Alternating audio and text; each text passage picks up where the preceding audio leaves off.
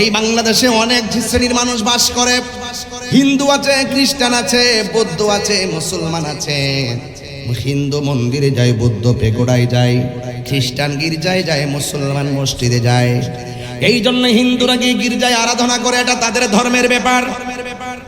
এ যুব হিন্দুরা মন্দিরে গিয়ে আরাধনা করে, খ্রিস্টানরা গির্জায় গিয়ে আরাধনা করে, বৌদ্ধ পেগোড়ায় যে আরাধনা করে, এটা তাদের ব্যাপার। কিন্তু আমরা যারা মুসলমান রয়েছি, আমরা মসজিদের মধ্যে যাই। কিন্তু এই দেশের মধ্যে মসজিদ আসার আগে খানকা বানাইছেন। খানকা বানাইবার পরে যখন উপযুক্ত হয়েছে, তারা মসজিদ বানিয়েছেন।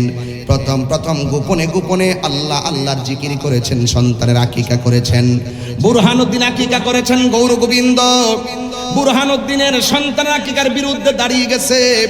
আর বাবা শাহজালাল আল্লাহু আকবার ধ্বনি দিয়ে গৌর গোবিন্দের বিল্ডিং ফাটিয়ে দিয়েছেন। এই জন্য এত সহজ ছিল না। এখন হালি শহরে ঘরে ঘরে আকিকা করে, কোনো বাধা নাই। কিন্তু এমন একটা সময় গেছে, আকিকা করতে গিয়ে আল্লাহু আকবার বললেও আন্দোলন করেছে, আঘাত করেছে, কষ্ট দিয়েছে এবং তাদেরকে ক্ষতি করার চেষ্টা করেছে। এই সমস্ত আল্লাহর ওলিরা এই বাংলাদেশের মধ্যে আইসা তারা সুন্দর করে ইসলামটাকে রন্ধ্রে রন্ধ্রে প্রচার করিয়া জান্নাতের বাগান সাজাইয়া আরাম ফরমাইতেছেন।